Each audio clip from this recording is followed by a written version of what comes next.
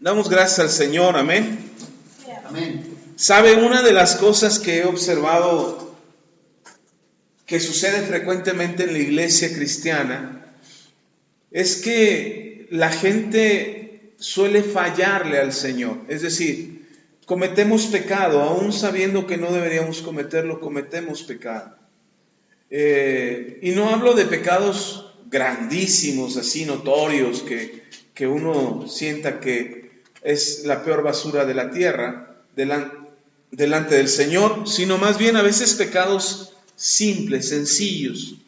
Y no quiero diferenciar en el pecado que hay pecados grandes y pecados pequeños. Ustedes lo saben muy bien, que no los pecados son iguales para Dios. Cualquiera que éste sea, es pecado delante del Señor. Y sin embargo, hay pecados que son más notorios, que son escandalosos, que caer en adulterio, caer en fornicación, defraudar a la gente, mentir, ser corrupto, robar, en fin, cantidad de pecados que al descubrirse o al ser descubiertos resultan muy vergonzosos para la gente. Pero también debería de ser vergonzosos para los cristianos el andar en los chismes, en las murmuraciones, en las críticas, andar hablando mal de la gente, tener pleitos, enojarnos por cualquier cosa. Debería de ser también un asunto de vergüenza para nosotros, porque también dentro de las conductas que la Biblia marca como pecado, son muy claras las cosas que la Biblia nos enseña que no debemos de practicar. Sin embargo, en esta notoriedad de los pecados, estos que son más notorios, de repente cuando alguien comete pecado y es notorio o es descubierto, entonces la gente, la mayoría de los cristianos, lo que hacen es juzgar a aquel que pecó. Es decir, condenarlo a que es un pecador, decir, este pecador es un fornicario, es un adúltero, en fin, es un ladrón, es un mentiroso, un defraudador, y los juzgamos. Juzgamos a la gente que ha pecado. Y generalmente cuando alguien peca, lo miramos de lejos, lo miramos con recelo, lo apartamos del resto. Yo recuerdo a un pastor de hace muchos años, hoy creo que ya no está ejerciendo como pastor, ya se retiró, ya llegó a la edad de su retiro, no sé por qué llegó a la edad de su retiro, pero él ya no, me parece que ya no está ejerciendo como pastor, pero fue pastor por muchos años y no era el pastor titular de una iglesia, era un pastor colaborador de la iglesia. Y recuerdo mucho que una de las ideas que tenía este hermano es que todos aquellos que tenían una televisión en su casa, estoy hablando de hace muchos años, que todos aquellos que tenían una televisión en su casa eran pecadores, porque había surgido la idea, de hecho uno de los grandes predicadores, como era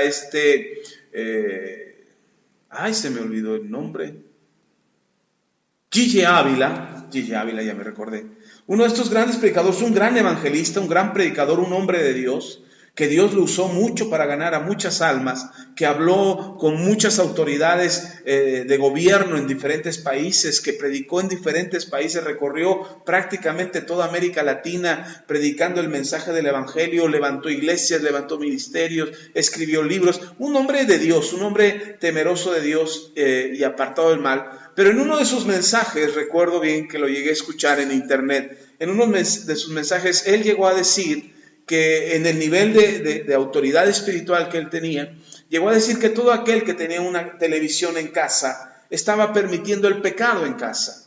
Entonces yo creo que este pastor que conocí, habiendo oído este mensaje, se queda con la idea de que todo aquel que tenía una televisión en su casa era un pecador.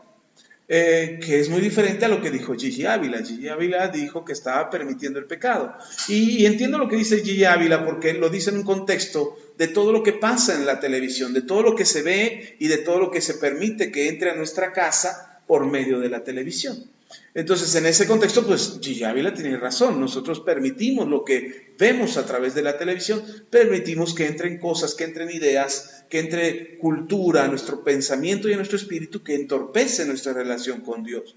Hay gente que prefiere ver la televisión que orar, hay gente que prefiere estar frente a en la televisión que venir a la iglesia. O sea, hay muchas cosas que la televisión hace, pero no es la televisión en sí la que es el pecado o lo que produce el pecado, sino lo que nosotros vemos y permitimos, eso es lo que lo provoca.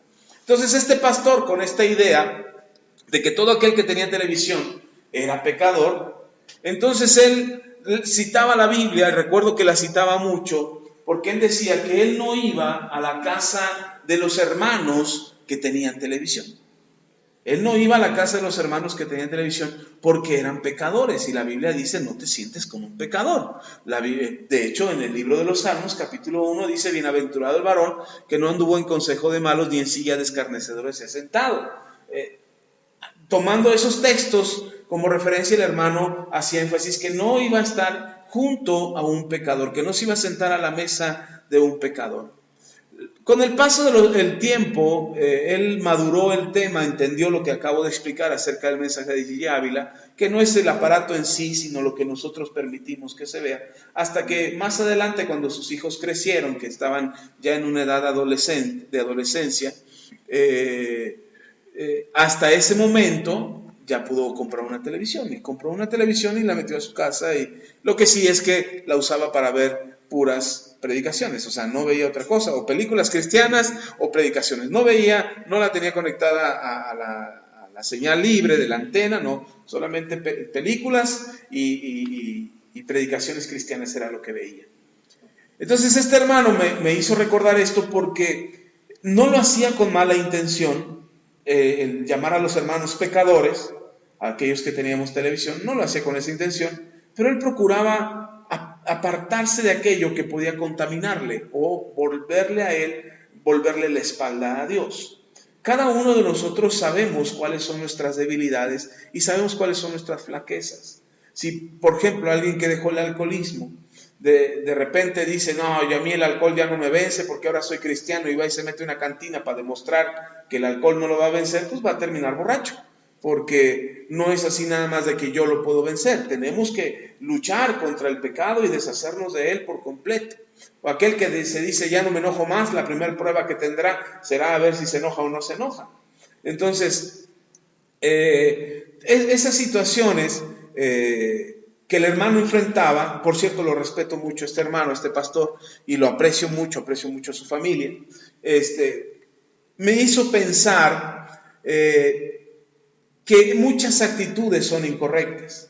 Cuando alguien es pecador, la mayoría de los cristianos, no digo que todos, porque no podemos generalizar, y tampoco digo que aquí en la iglesia, porque algo que les hemos enseñado es no hacerlo, pero algo que pasa con los cristianos es que cuando alguien comete pecado, lo apartamos, lo alejamos, y tomamos textos bíblicos para tomar eso como ejemplo y decir: no, si el mismo Señor Jesús dijo que aquel que hubiera pecado había que apartarlo de la iglesia, que ni cristiano era. Pablo también lo reafirmó, que aquel que pecaba había que apartarlo de la iglesia, que era mejor de echarlo fuera. Pero antes de echarlos fuera, la Biblia dice que había que hablar con ellos, que había que ver que la persona que había pecado se arrepintiera, que si no se arrepentía buscáramos 2 testigos, que si no se arrepentía lo trajéramos con los ancianos de la iglesia, con el pastor de la iglesia o con la iglesia misma, lo presentáramos delante de la iglesia como alguien que no se había arrepentido, y si después de eso no se arrepentía, pues entonces sí, ahora sí lo expulsáramos de la iglesia. Pero son 3 llamadas de atención previas, y no solamente el hecho de: fallaste, aléjate, eres un pecador. Y eso pasa, o eso lo hacemos, porque le tenemos miedo al pecado. Tenemos miedo a pecar nosotros también, entonces queremos alejarnos del pecado, y si alguien es portador del pecado, pues lo alejamos, ¿no? Como si tuviera la roña o lepra o alguna otra enfermedad contagiosa, que digo: traes gripe, tápate la boca. Traes alguna otra enfermedad, cúbrete porque no quiero que me contagies. Casi queremos o pensamos que el pecado es como una enfermedad que se contagia. Pero el pecado no es una enfermedad que se contagia. El pecado es una actitud del ser humano, son hechos, son acciones que realizamos y que llevamos a cabo nosotros y que nos hace ser pecadores. Pecador es aquel que practica el pecado. Y literal, que practica el pecado, es decir, que lo hace. No que lo adquiere como un bicho o como una enfermedad o como una infección que se contagia en el cuerpo. Entonces, lo podemos ver en el ejemplo cuando el Señor Jesús anda con publicanos, con pecadores, con prostitutas, con gente mala, con gente que no tenía santidad, y el Señor Jesús anda con ellos y le llaman al Señor Jesús pecador, porque es que anda con pecadores, se junta con pecadores. Pero el Señor Jesús lo dice claramente y dice, no es el santo el que necesita de Dios, sino el pecador. Yo he venido a buscar las ovejas perdidas de Israel, aquellos que no han conocido la santidad, aquellos que no han conocido a Dios. Yo vengo a presentarles a Dios. Entonces, el Señor Jesús andaba con los pecadores, pero nunca pecó. Es decir, entonces el pecado no es algo que se contagia, no es algo que se adquiere. Es algo que surge, de acuerdo a lo que dice el libro de Santiago, o la carta de Santiago. Santiago dice que el pecado se origina a través de nuestras concupiscencias. El origen del pecado viene de nuestros pensamientos, de nuestros propios deseos. Cuando nosotros deseamos algo, queremos algo, buscamos algo, lo pensamos primero, después eso baja al corazón, se vuelve una tentación. La tentación es tan fuerte dentro de nosotros que finalmente consumamos el pecado o lo llevamos a la práctica, realizamos el pecado y esto trae como consecuencia muerte en nuestras vidas, muerte espiritual, muerte emocional, muerte personal y quizás en algunos hasta muerte física. Pero entonces el pecado queda claro que no es algo que se contagia, ¿cierto? Sino que son actitudes que las personas, que los seres humanos realizan de acuerdo a sus propios deseos, de acuerdo a su propia concupiscencia, incluso de acuerdo a la maldad que hubiera en su corazón. Entonces, no siendo el pecado algo contagioso, ¿por qué entonces queremos aislar a aquellos que han pecado? ¿Por qué entonces queremos apartar a aquellos que han hecho algo incorrecto? Y queremos señalarlos o acusarlos, queremos señalarlos o acusarlos de que son pecadores. ¿Por qué tenemos esa tendencia? ¿Por qué queremos señalar a aquel que falló, aquel que pecó, aquel que se alejó de Dios, aquel que no cumple con sus promesas, aquel que no diezma y ofrenda, aquel que comete pecado, aquel que miente, que se enoja, que pelea en su casa? ¿Por qué queremos señalarlo como pecado y apartarlo y decir, él es pecador, yo ya no soy pecador? Porque es la forma simple, esa es la forma simple de vernos a nosotros como santos, como que estamos haciendo la voluntad de Dios. Porque quizás aquel falló el sábado y nosotros ya llevamos del lunes al sábado y llegamos el domingo sin pecar y dijimos, wow, me eché una semana. No, él no cumplió ni la semana. Él falló ayer sábado a las 12 de la noche, estaba pecando. Yo sí llegué al domingo, vine al servicio, le adoré al Señor. Ay, le gané. Prácticamente decimos, soy más santo que él. Aunque solamente le llevemos unas horas de ventaja de no haber pecado. Entonces, es la forma fácil de justificarnos a nosotros mismos, haciéndonos creer nosotros mismos que estamos haciendo la voluntad de Dios y que somos santos. Pero la Biblia nos enseña que no deberíamos de pensar de esa manera. La Biblia nos enseña que si nosotros vemos a alguien que ha fallado, que se ha alejado de Dios, que ha pecado con Dios, no podemos juzgar a esa persona, sino más bien debemos demostrar amor. ¿Qué debemos demostrar? Amor. Lea conmigo en Primera de Pedro, capítulo 4, versículo 7.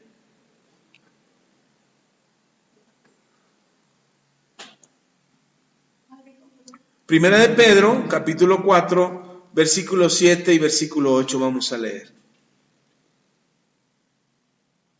Dice el versículo 7, mas el fin de todas las cosas se acerca.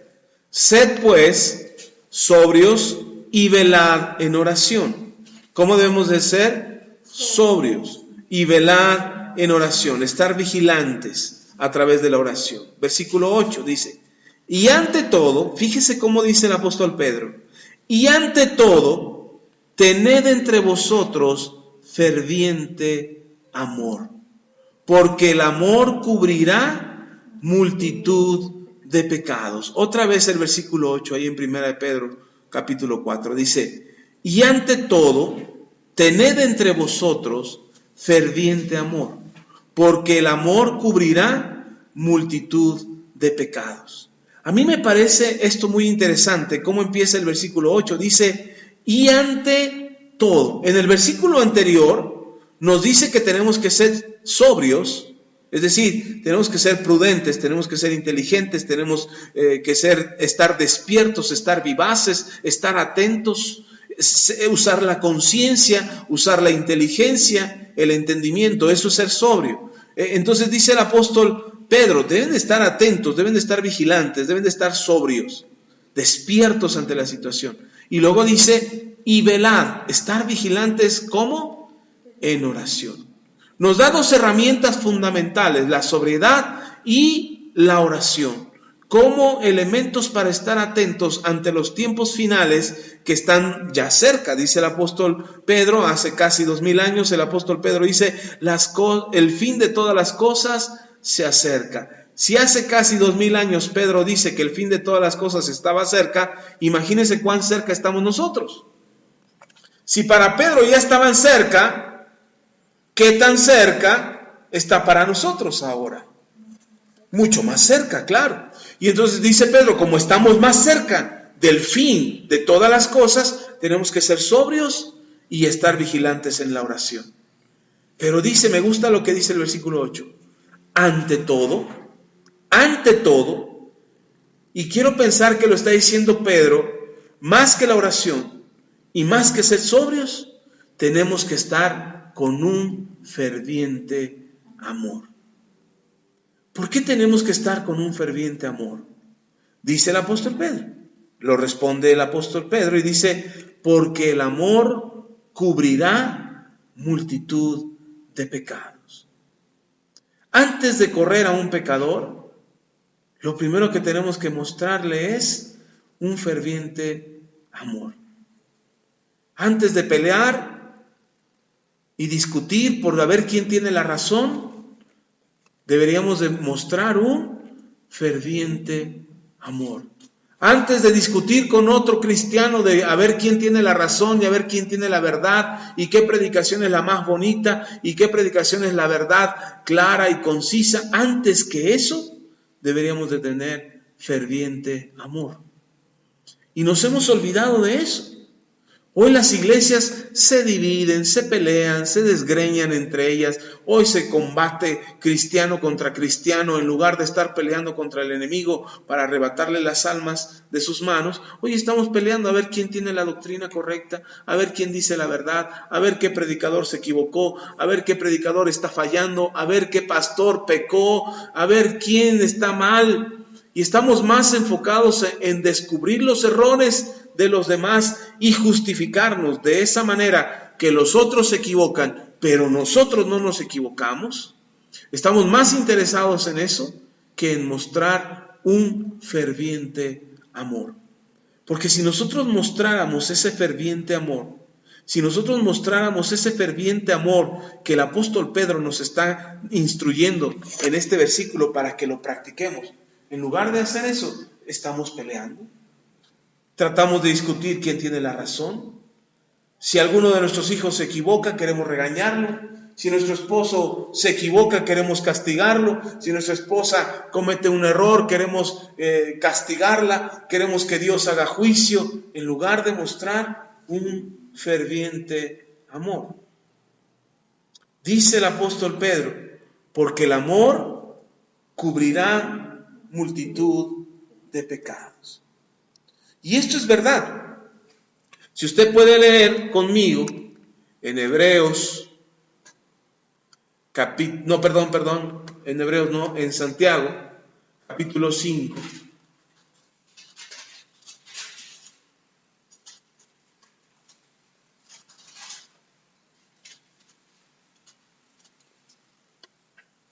Santiago, capítulo 5, versículo 19.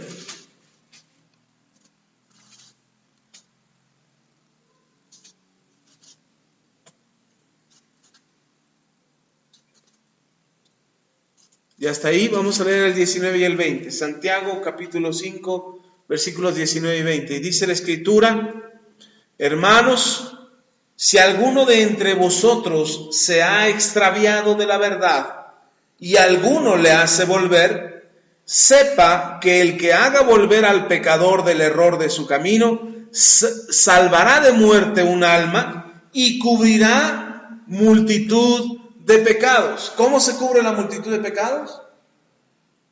Lo leímos en Pedro. con un ferviente amor. Es decir, ¿cómo hago volver a un hermano que se ha extraviado? ¿Con regaños? ¿Con insultos? ¿Con castigo? ¿Con disciplina?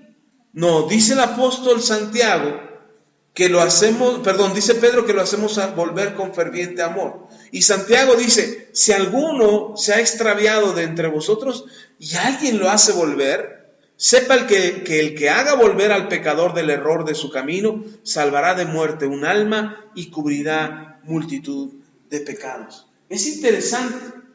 Nosotros podemos hacer volver a alguien, ¿cómo? Con amor. No con regaños, no con discursos. Lo hacemos volver con amor. Y eso es lo que la iglesia necesita hoy en día. Hoy la iglesia necesita mostrar este ferviente amor que provoque y que haga que aún el que se ha extraviado vuelva de su error, vuelva del camino que le está llevando a la perdición de su alma. Porque eso es lo que pasa. Cuando alguien está en pecado, lo que se va a perder es su alma. Esa alma se va a ir al infierno. Entonces, si lo hacemos volver de su error, del camino equivocado en el que andaba, entonces le estaremos ayudando a salvar su alma. Pero no podemos hacerlo volver. Yo he escuchado a muchos hermanos que dicen, es que fulano se apartó del camino, hay que orar por él. Es que perenganita ya anda en pecado otra vez, hay que orar por ella. Y no digo que no oremos, por supuesto tenemos que orar. Pero me llama mucho la atención que Santiago dice que hay que hacerlo volver del error de su camino. No descarto la posibilidad que la oración tiene el poder para hacer volver a alguien de su camino, del camino equivocado donde se encuentra. Y creo que es posible, creo que es una realidad, porque incluso en los versículos anteriores de ese pasaje de Santiago habla de Elías. Y Elías dice, un hombre sujeto a pasiones como las nuestras, pero que oró fervientemente y no cayó lluvia por 3 años y medio. Y luego volvió a orar fervientemente y la lluvia cayó y la tierra produjo su fruto. Es decir, la oración es importante, pero termina diciendo Santiago, este capítulo, que hagamos volver a los hermanos y que aquel hermano que vuelve del camino del error en el que andaba, entonces habremos salvado su alma y habremos cubierto multitud de pecados. ¿Y cómo se cubre la multitud de pecados, dijimos? Con amor. Por eso la disciplina en los hijos, cuando disciplinamos a un hijo, no se le disciplina con odio, con enojo, con rencor o resentimiento. No es que el niño está haciendo una travesura o la niña está haciendo una travesura y nosotros le decimos, ya, a la de 3, si no te calmas te voy a castigar. Y no hacemos nada, ni le contamos 3 y ni lo corregimos. Y otra vez sigue haciendo otra travesura y nos decimos, no, ahora sí te voy a dar, me estás colmando la paciencia. Y ni hacemos nada.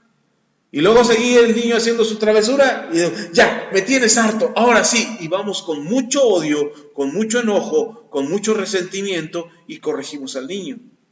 El niño lo único que va a entender es que lo estás golpeando y no sabe por qué lo estás disciplinando.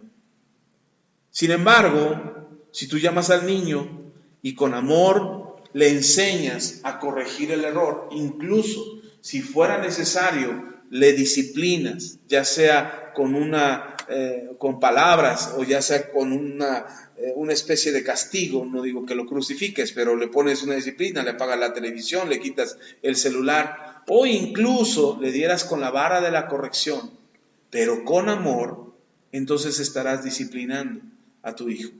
Por eso dice la Escritura que Dios al que ama disciplina y corrige a aquel que tiene por hijo. Entonces, no se trata solamente de un regaño, de un castigo, de un golpe que al niño no le haga entender el propósito de por qué lo estás corrigiendo, que es muy diferente explicarle con amor lo que tú le estás queriendo corregir, ese error, esa mala actitud, ese mal comportamiento que tiene y se lo quieres corregir por medio del amor. Entonces, el amor nos va a ayudar a hacer que la persona corrija su camino. Si alguien está equivocado, no sé si les ha pasado, pero de repente alguien se equivoca y es muy fácil burlarse del que se equivoca. Con todo el respeto que me merece el expresidente Peña Nieto, le conocen a Peña Nieto como el rey del meme, porque cualquier cosa que hacía mal era causa de burla en las redes sociales. Era causa de burla, era de hacer memes y hacer burlas y mofarse y burlarse de los errores que había cometido el presidente de la República. Eso es muy fácil. Es muy fácil burlarse del que se equivoca. Ahora, no estoy diciendo que nosotros podíamos corregir al presidente, por supuesto que no, pero los que estaban cerca de él, si al menos lo hubieran apreciado, si al menos lo hubieran querido un poquito, le hubieran ayudado a volver de su error. Pero no lo amaban, yo creo, porque lo dejaban cometer error tras error tras error y cometía falla tras falla tras falla, que por eso le consideraron como el rey del meme, es decir, aquel que le hacían burla en las redes sociales por los errores que cometía. Hoy en las familias estamos cayendo en ese error de las redes sociales. Alguien se equivoca, ¿y qué hacemos cuando alguien se equivoca? En la familia, ¿qué hacemos? Nos burlamos. Nos burlamos de alguien de la familia que se equivocó. Aun cuando la equivocación pueda costarle o salirle muy caro a nuestro familiar. Pero eso sí, decimos que los queremos. Y en fin de año y Navidad y Año Nuevo nos damos abrazos y el día de cumpleaños les apapachamos y el día de las madres hasta regalo les damos y el día del papá ahí estamos, papito lindo. Pero cuando se equivocan son causa de burla. ¿Por qué hacemos eso? Porque nos hace falta amor. Nos hace falta amor. Porque si tuviéramos amor en verdad, no estaríamos a la expectativa para ver quién se cae, para ver quién tropieza, para ver quién se equivoca y burlarnos de él. O incluso, a lo mejor no burlarnos, pero sí alejarnos. Y nos alejamos de aquellos que se equivocan y queremos guardar la distancia de aquellos que cometieron errores, porque no vaya a ser que nos contagien como si el pecado o el error fueran contagiosos. Entonces, no se trata de juzgar la vida de los demás y condenar la vida de los demás, pensando que los demás son inferiores a nosotros, porque nosotros no nos hemos equivocado.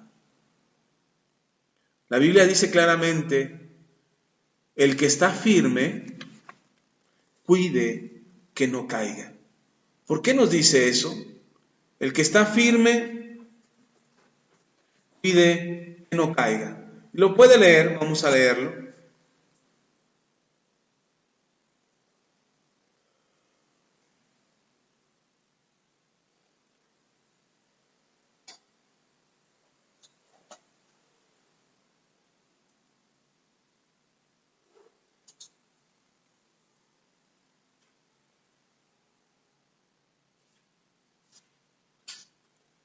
En 1 Corintios capítulo 10,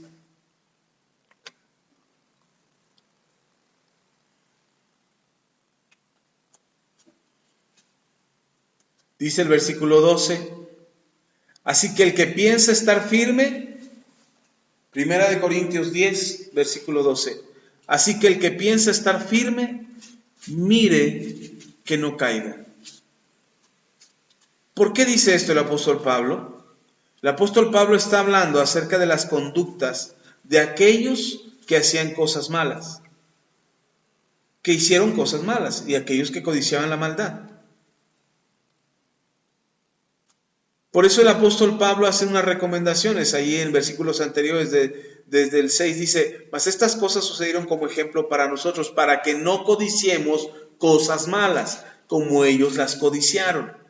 Y nos da el consejo, dice el versículo 7, ni seáis idólatras como algunos de ellos, según está escrito, se sentó el pueblo a comer y a beber y se levantó a jugar. Ni forniquemos como algunos de ellos fornicaron y cayeron en un día 23,000.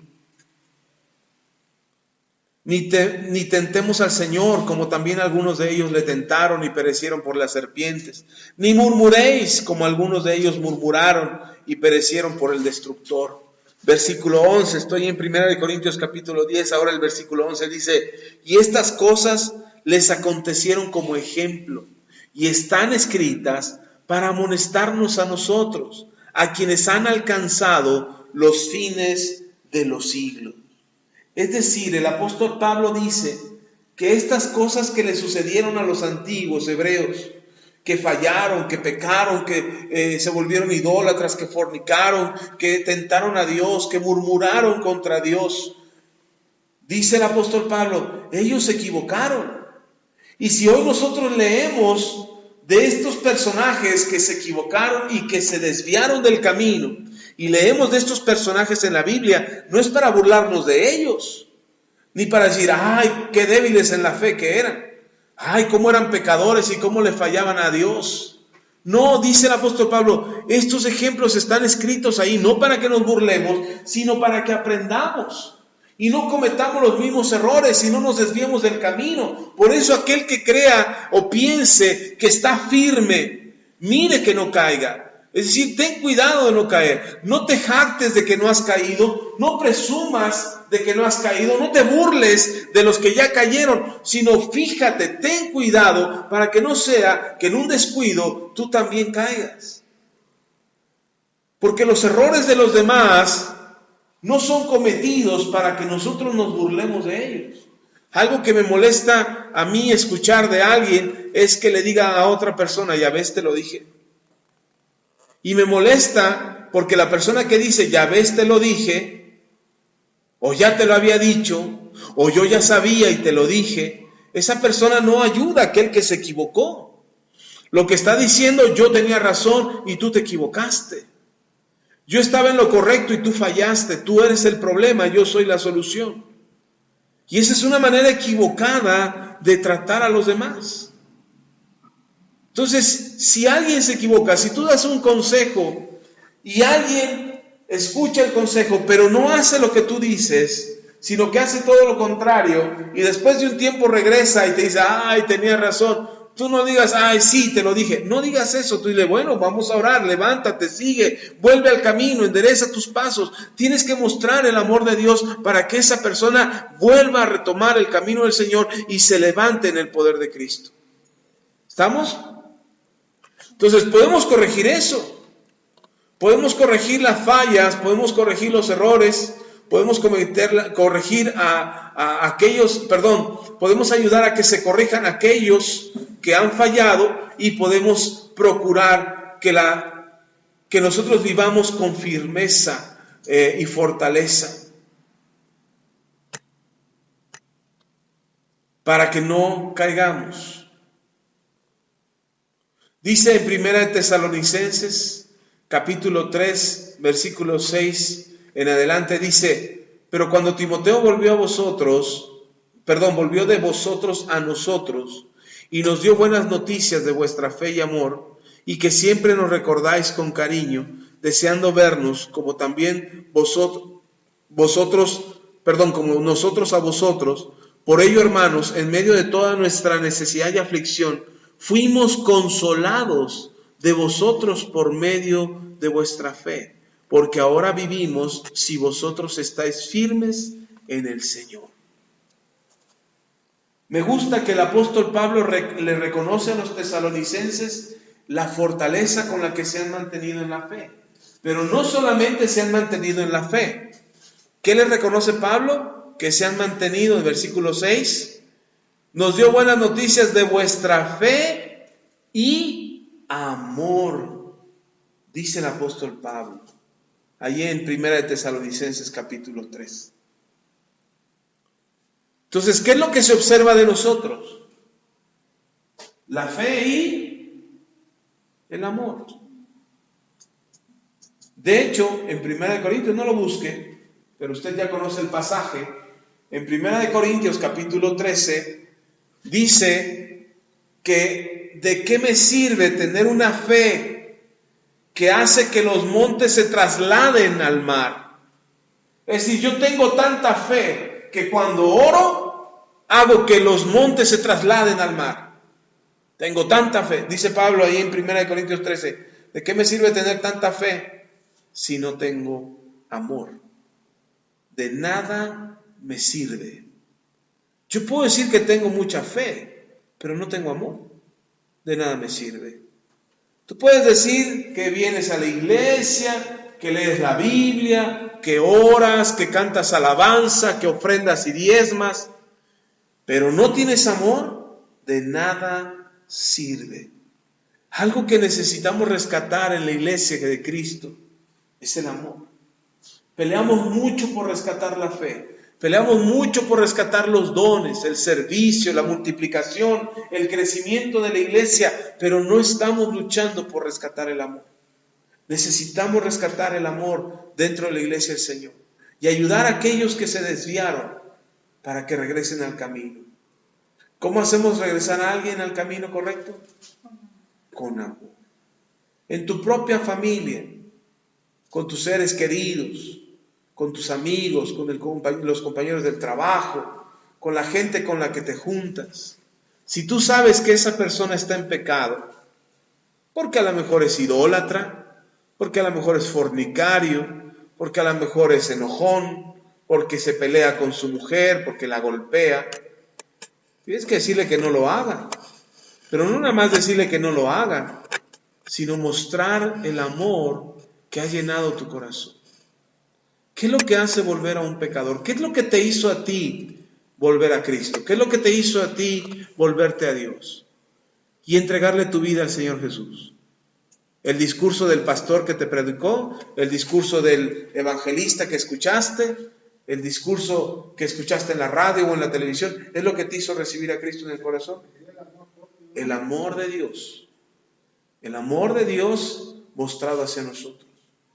El amor de Dios hacia nosotros es lo que nos hizo volver. El amor propio es el amor por ti mismo. Pero antes de tener amor por ti mismo, necesitas tener el amor de Dios. Porque el mismo Señor Jesús dijo, quien no ama, no ha conocido a Dios. Porque Dios es amor. Entonces necesitamos el amor de Dios. Y cuando nuestro corazón se enfría, cuando nos alejamos de Dios, cuando no queremos saber nada de Dios, cuando nos apartamos en frialdad del corazón y nos alejamos, ya sé que no estemos pecando, pero sí estamos lejos de Dios, ya no lo buscamos, no oramos, no leemos la Biblia. La razón es simple, nos hemos alejado del amor de Dios. No estamos experimentando el amor de Dios. Escuché a un cantante, a un salmista cristiano que decía, yo necesito enamorarme de Dios todos los días. Todos los días necesito experimentar el amor de Dios. Todos los días necesito acercarme a Dios y recibir su amor, experimentar su abrazo, experimentar su perdón, experimentar que Él me ama para que yo no me enfríe. ¿Cuántas veces nos enfriamos porque no experimentamos el amor de Dios? Ahora, no es lo que el pastor sabe y ha experimentado del amor de Dios. No, cada uno de nosotros tenemos que experimentar el amor de Dios. Y entonces cuando tú experimentas el amor de Dios, tú tienes amor por Dios. Y lo que haces, lo que dices, lo que piensas, cómo actúas, lo haces porque amas al Señor. ¿Amén? ¿Está conmigo? Ok, vamos a orar. Vamos a pedirle al Señor que sea Él quien nos ayude a volver a experimentar su amor. La iglesia de Éfeso, que está en el libro de Apocalipsis, a la que se le dirige una carta, o más bien a la que se le dirige unas palabras de parte del Señor Jesús a la iglesia de Éfeso, ahí en Apocalipsis, dice, una cosa tengo contra ti. Reconozco tu trabajo, reconozco tus obras, reconozco tu fe, pero una cosa tengo contra ti, le dice el Señor a la iglesia de Éfeso, que te has olvidado de tu primer amor. Te has olvidado de mí, te has olvidado de acercarte a mí con amor. Tengo algo contra ti, le dice el Señor a la iglesia. Tengo algo contra ti. Te has olvidado de tu primer amor. Cuando nosotros nos volvemos al amor de Dios, ¿con qué argumentos Yo que fui pecador, que fui malo, que fui perverso, ¿con qué argumentos puedo decirle a alguien, eres pecador? Si yo también lo fui. Si yo también lo hice. ¿Cómo puedo juzgar a otro que se equivoca si yo también me equivoqué? ¿Cómo puedo condenar a alguien que falló si yo también fallé? Pero eso sí, nos llenamos la boca de decir, se equivocó, falló, lo odio porque me ofendió y me lastimó. ¿Y el amor? El amor que puede perdonar y el amor que puede cubrir esos pecados. Lo hemos hecho a un lado porque nos interesa más nuestra vida y lo que nosotros somos y sentimos que poder amar a otros para ayudarlos a volver del camino al que se han alejado. Amén. Vamos a orar. Que el Señor nos pueda ayudar. Que el Señor nos ayude a poder experimentar otra vez su amor. Porque venir a la iglesia, orar, leer la Biblia, estar sirviendo al Señor no es un asunto de obligación. Lo hacemos por amor a Dios. Padre, te necesitamos hoy. Te necesitamos tanto, Dios, porque nos hemos alejado tanto. A veces se nos olvida cuánto amor necesitamos para volver a ti. El amor que ya mostraste en la cruz, porque dice tu palabra en Juan capítulo 3, versículo 16, porque de tal manera amó Dios al mundo, que ha dado a su Hijo unigénito para que todo aquel que en Él cree no se pierda, mas tenga vida eterna. Tú ya mostraste tu amor, Señor, que estando muertos nosotros en nuestros delitos y pecados, Cristo nos amó. Hoy, Señor, necesitamos volver al primer amor. Necesitamos volver a la necesidad de acercarnos a ti, de enamorarnos de ti todos los días, para que todo lo que hagamos, sea de palabra o de hecho, lo hagamos con amor, como para ti, como para Dios. Gracias, Dios. Te pido por esta iglesia, por este ministerio. Te pido por cada hermano y hermana que están bajo esta cobertura ministerial, bajo esta casa apostólica. Padre, te pido en el nombre de Cristo Jesús que puedan volver a su primer amor. Que puedan volver al primer amor, que de un encuentro contigo, para poder tener la certeza de amarte a ti, de honrarte con toda nuestra vida y con todo nuestro ser. Padre, ayúdanos y levántanos y danos la fuerza que necesitamos para estar firmes y no caer. Y si alguno está cayendo y si alguno está fallando, ayúdanos a tener amor para hacerlo volver por medio de tus lazos de amor. Porque tú nos atraes a ti no con lazos de castigo, sino con lazos de amor. Gracias te damos, Señor, en el nombre poderoso de Cristo Jesús.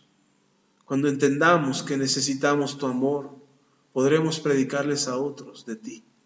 Podremos rescatar a aquellos que se están perdiendo. Podemos fortalecernos en la fe y continuar, porque al final de todo permanecen la fe, la esperanza y el amor. Pero el mayor de ellos es el amor. Ayúdanos, Padre. Ayúdanos a creer.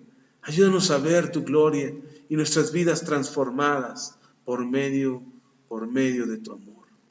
En el nombre de Cristo Jesús. A ti la gloria, Señor. Amén.